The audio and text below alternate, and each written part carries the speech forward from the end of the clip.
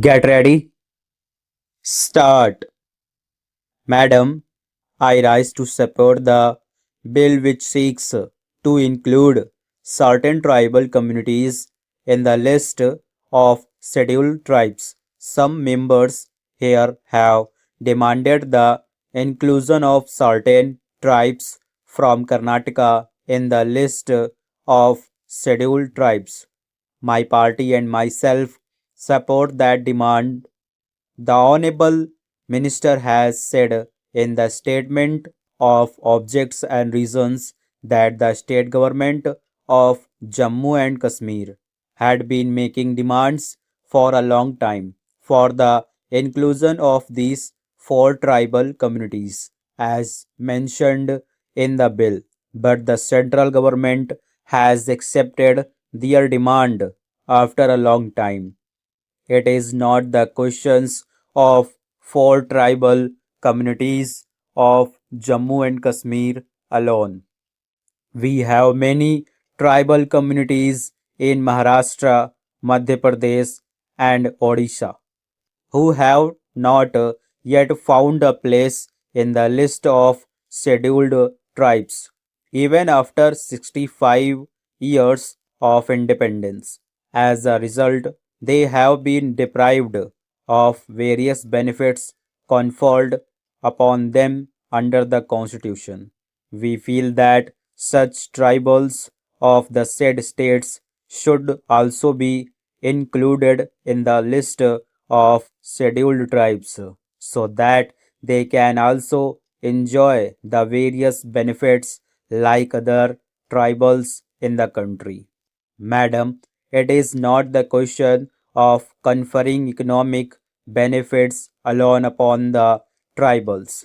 We shall have to see that their languages, education, and cultures are protected properly.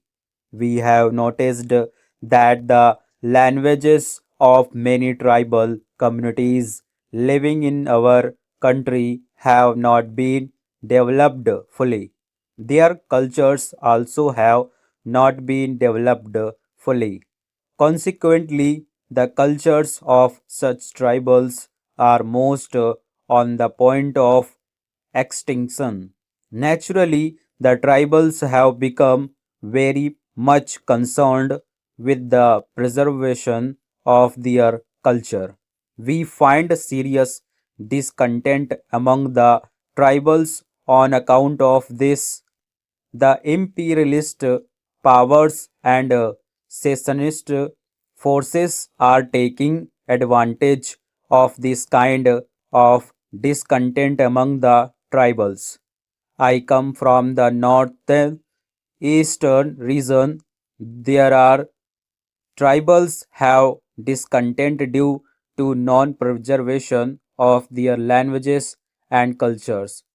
The imperialists powers are taking advantage of their discontent and inciting them to secede from India. For such secessionist tendency among the tribals, the policy of the government of India on tribal is responsible. On the basis of that policy, it has not been possible so far to develop the languages and cultures of the tribals in India. The tribals are unable to enjoy the protection given to them under the Constitution. Therefore, tribals have started demanding autonomous councils there. My party feels that the tribals should be considered autonomous councils so that they can preserve their languages, cultures, and their ancient civilizations.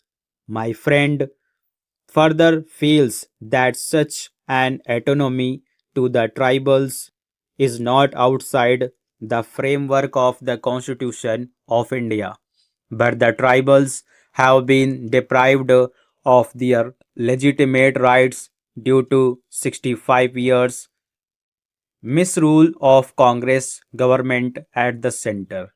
As a result, the imperialist power and secessionist forces are taking full advantage of the growing discontent among tribals in our country. In certain states, Naxalites are also taking advantage of such a discontent. Among the tribals, our Home Minister had a meeting with the chief ministers of certain states the day before yesterday in order to find out ways and means to curb the activities of the Naxalites. We do not think that the activities of Naxalites can be curbed through military force or police force. We can pacify the tribals only by considering their legitimate demands.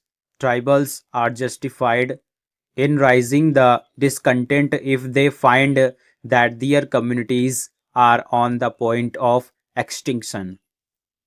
Madam, the tribal problem is very acute in Tripura. In this old tribal princely state, due to the influx of refugees from East Pakistan, the tribals are now 28% of the total population there.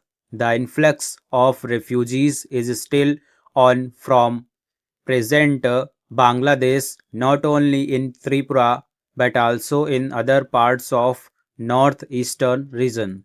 It is known to all the members in this house that the Communist Party Marxist government established autonomous district council for the tribals in Tripura.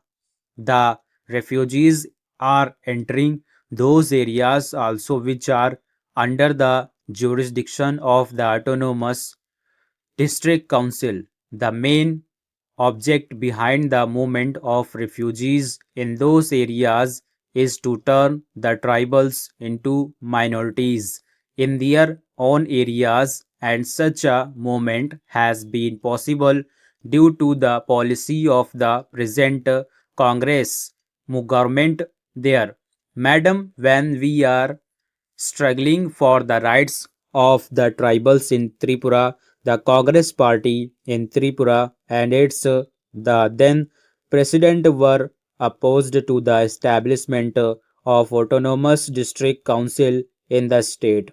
The said president of the Congress party wanted the non-tribals to send him to the Lok Sabha so that he can move an amendment to repeal the 6th and 7th scheduled to the constitution. It is our misfortune that we are still following a policy which does not safeguard the interest of the tribals.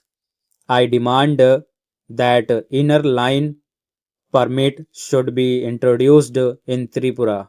The Tripura Legislative Assembly has accepted this demand by passing a resolution unanimously on this issue. Stop.